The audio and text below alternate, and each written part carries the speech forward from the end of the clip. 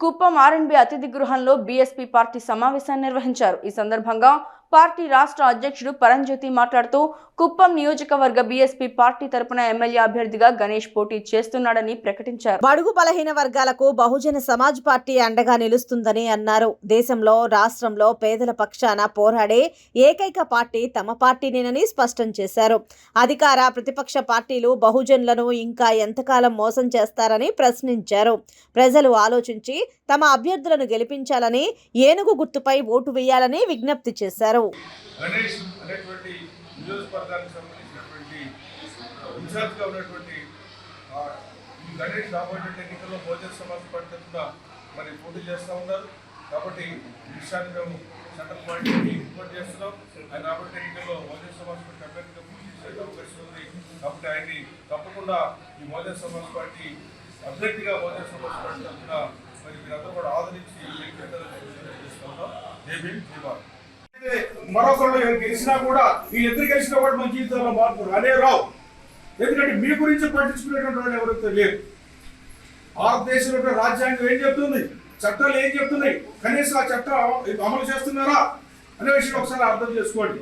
భారతదేశంలో ఉన్నటువంటి భారత రాజ్యాంగాన్ని అమలు చేసే పని అయితే భారతదేశంలో రాజ్యాంగాన్ని అమలు చేసే పని అయితే భారతదేశంలో ఆర్థిక అసమానతలు పోతాయి. ఉన్నవాడు లేనివాడు అనేటువంటి అంతరాలు పోయి అందరూ కూడా సమానమైనటువంటి స్థితిలో బతికే అవకాశాలు ఉండే ఉద్దేశంతో ఆ రోజున భారత రాజ్యాంగం అనేటువంటిది బాబాసాహెబ్ అంబేద్కర్ నిర్మించడం జరిగింది. కానీ భారత రాజ్యాంగాన్ని అనుసరించి ఈ రోజున భారతదేశంలో కానీ రాష్ట్రంలో పరిపాలన జరగట్లేదు.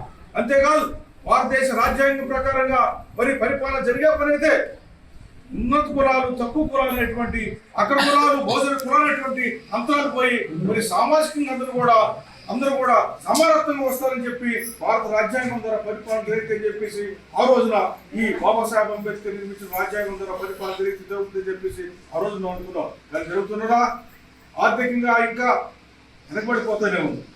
బహుజన కులాల పాలన రావాలని చెప్పి నినాదంతో రాబోయే ఎన్నికల్లో వెళ్తా ఉన్నాం అని చెప్పి ఈ సందర్భంగా మీరు అందరూ కూడా తెలుసుకోవాలని చెప్పి నేను చెప్తా ఉన్నాను. మేము రెండు కులాల పాలన పోవాలి అంటే వైసీపీ పాలన పోవాలి, టీడీపీ పాలన పోవాలి, బహుజన కులాల పాలన రావాలి.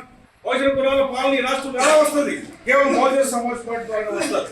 80% 90% బహుజన కులాలకి ప్రాతినిధ్యం వహించేటువంటి ఒకే ఒక పార్టీ భారతదేశంలో ఈ రాష్ట్రం ఉన్నటువంటి పార్టీ ఈ బహుజన సమాజ్ పార్టీ.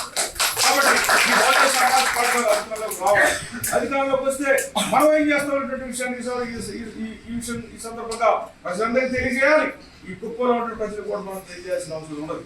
ఎందుకంటే ఇక్కడ కుప్పంలో రాబోయేటువంటి ఎన్నికల్లో మరి ఇక్కడి నుంచి మరి గణేష్ ఇన్ఛార్జ్ గా ఉండి రాబోయే ఎన్నికల్లో పోటీ చేయడానికి సిద్ధంగా ఉన్నటువంటి విషయాన్ని ఎందుకంటే ఇప్పుడు దాకా ఉన్నటువంటి చంద్రబాబు నాయుడు వాళ్ళు కానివ్వండి లేదా చంద్రబాబు నాయుడు ఓడిస్తాం నేను